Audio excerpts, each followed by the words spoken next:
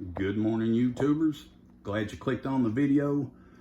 Just wanted to come at you with a very short video. Perfect timing.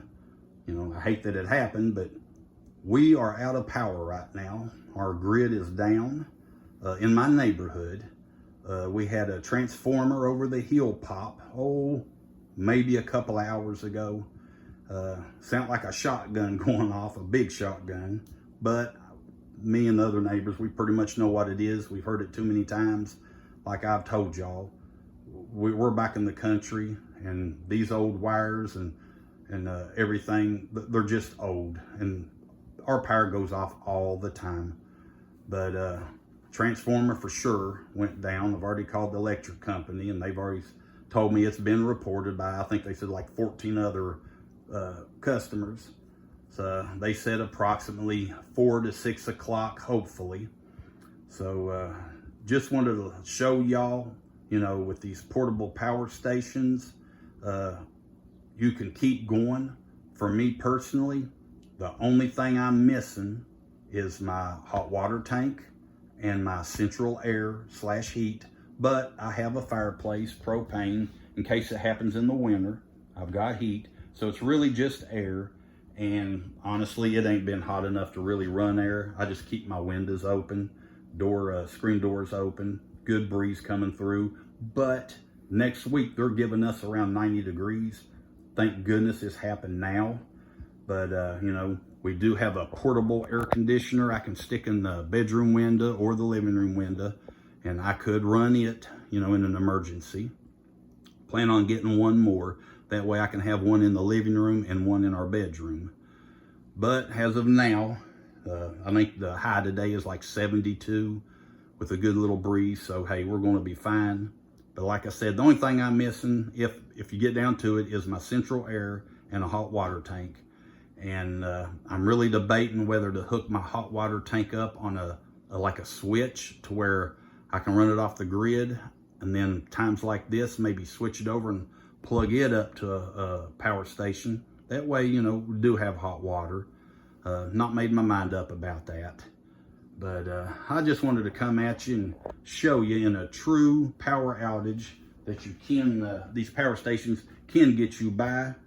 Flip on this TV. You know, as this is all plugged up to my solar generators, you know, / power station, whatever you want to call it. I've got power. It's just my phone / cable company.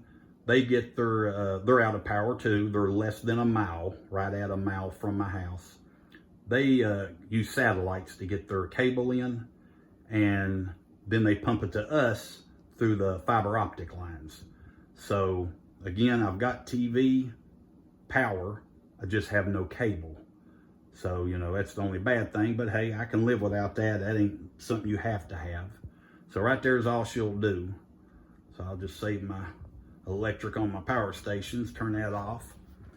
But as usual, I do have my freezers and fridges going as normal every day and every night.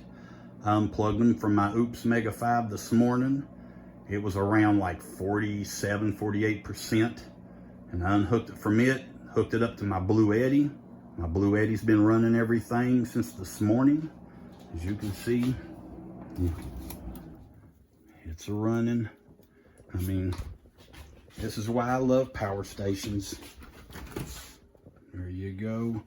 But you know, everything's going as usual. There's my little green light. So, I mean, we're good. So, that one's running, I promise. Go. And I was doing a load of clothes, and they literally kicked off about 3, 4 minutes before the power actually went off. And I didn't get a chance to put them in the dryer. The dryer just draws too much juice from a power station, and even if I did, I'd have to change my receptacle male plug-in on the end of the cord on the dryer to fit my power station. And like I said, it'll just zap my battery, so I ain't fooling with that. But when the power comes back on, I'll just rinse these again. They're clean. And then throw them in the dryer later. But Right there's my washer. Right here's my, right here is my deep freezer. Right here is my washer. And these are plugged in to my house line that I have going under the house and up to my bedroom to my power stations. There's my solar. It's bringing in the power. It's supposed to clear up. It's cloudy right now, but they saying it's going to clear up and be real sunny today, so I'm good. And all my power stations are topped off. And I just wanted to show you right here. I'm not doing this video just for the sake of a video, but if you can see in the middle here, it says on, off to the outside. You can look at all my breakers. They're all on. So just wanted you to see, you know, not lying to you. You can see my stove clock. It ain't working. But you know, my microwave clock, it's not working. But I can use my microwave if I need to. I can use my air fryer if I need to, or toaster. You know, I've got plenty of power. Go in here, and I just want you to realize something. I am using my little 4-watt light bulb right there hanging. USB hookup. Right here is the power switch. Some comes with these, some don't. They just plug in, but there you go. And it just plugs in to the USB right here. So, you know, you tell me that you can't read a book in here. That is a 4-watt LED bulb. 4 watts an hour is what it uses. So it's literally nothing.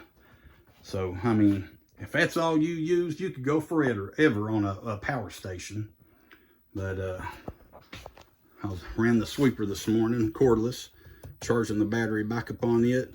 This is my little Bluetooth speaker or radio. Listen to stories, you know, ebooks or whatever. You know, I ain't got no cable, so I figured charge it up. It just got through here a little bit ago. Unplugged it, but it's a USB. Just listen to little ebook stories and stuff.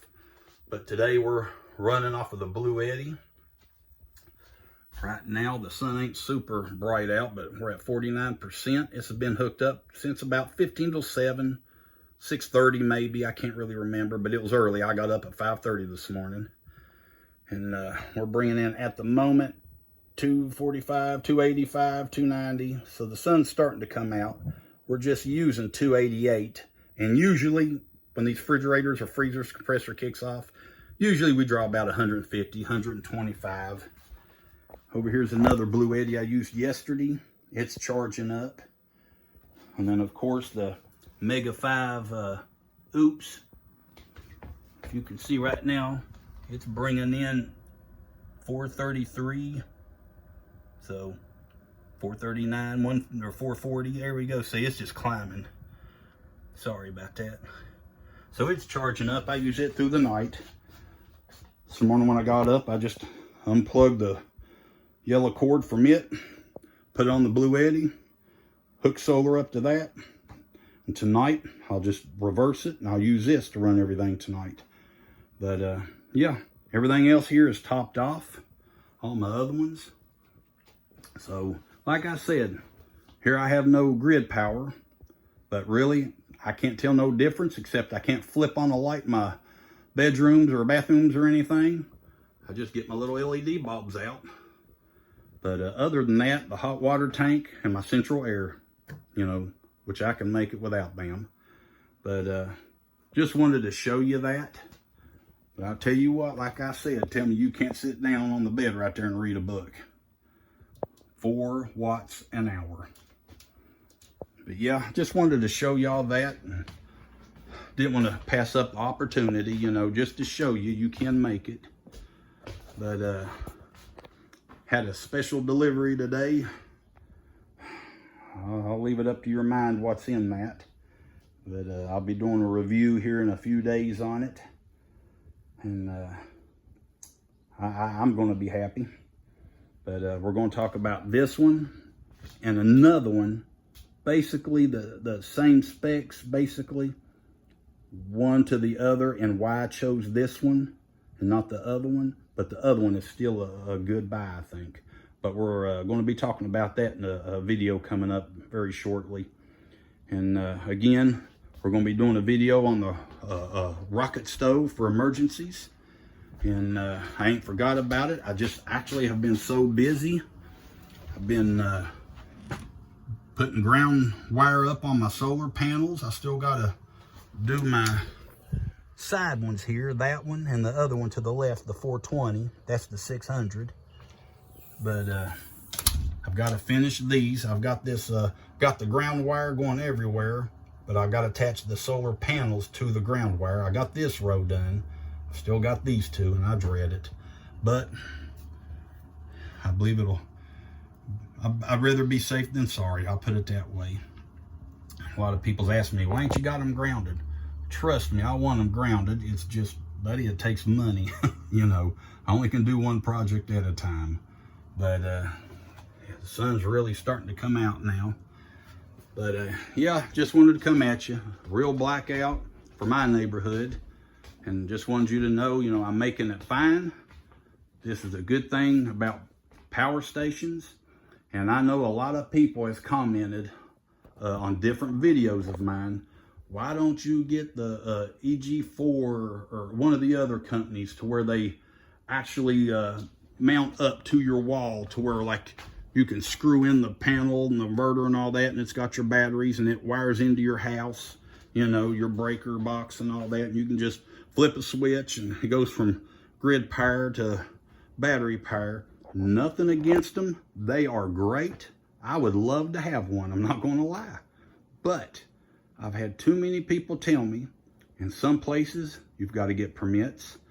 And the one thing that I honestly like power stations better, and this is just my opinion, is that when those EG4s or whatever company, that's the only name brand that I can think of right now.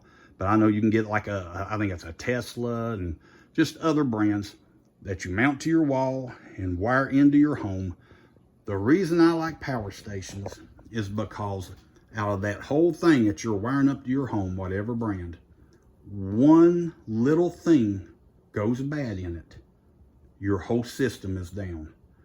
And I'm just saying, if we were really, let's just say it, if we were at war with China or Russia and we can't get the parts and that thing goes down, say the inverter goes out, you know, just whatever part, and you cannot get it nowhere, your whole system is down. You're screwed. It's a paperweight.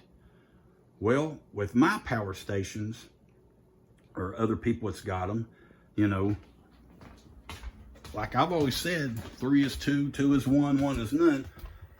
You know, just for instance, let's say my Mega 5 screws up. It's useless to me. Well, you know what? I've still got plenty of other ones I can fall back on, you know. Yeah, I'll have to keep switching my cord and all that, you know, but I've already got wire under the house going to my refrigerators and everything. You know, I've done all that, but the worst thing I've got to do is switch my wire from one power bank to another and then plug up my solar.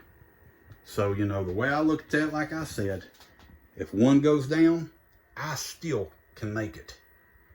If the EG4 or whatever brand that you've got wired up to your home, one little part goes bad and you cannot get that part, you're screwed.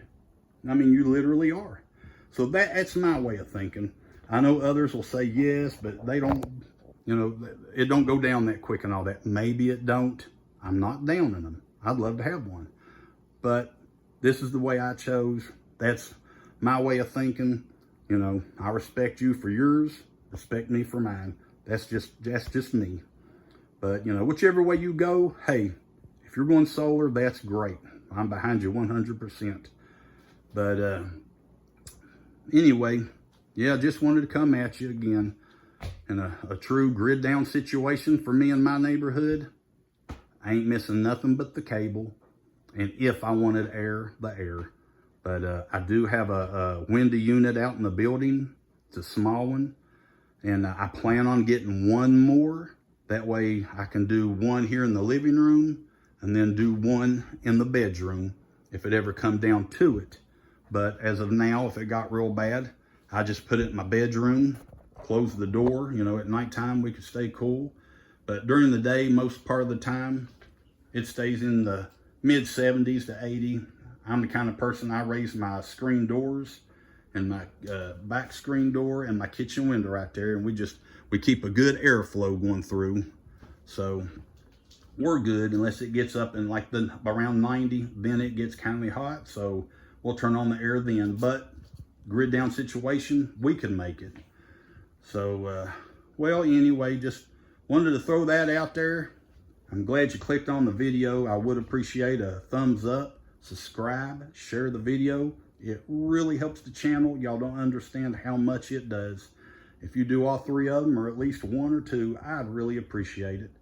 But like I said, next video or two, you know, if I can get the stuff for the rocket stove, we'll do it first. If not, in a few days after I've played with this thing, we're going to be doing a review on it, plus be talking about the other one that I was kindly fighting with myself which one to get. The other one was cheaper and honestly had a better warranty, but this one's slightly larger on watt hours and surge.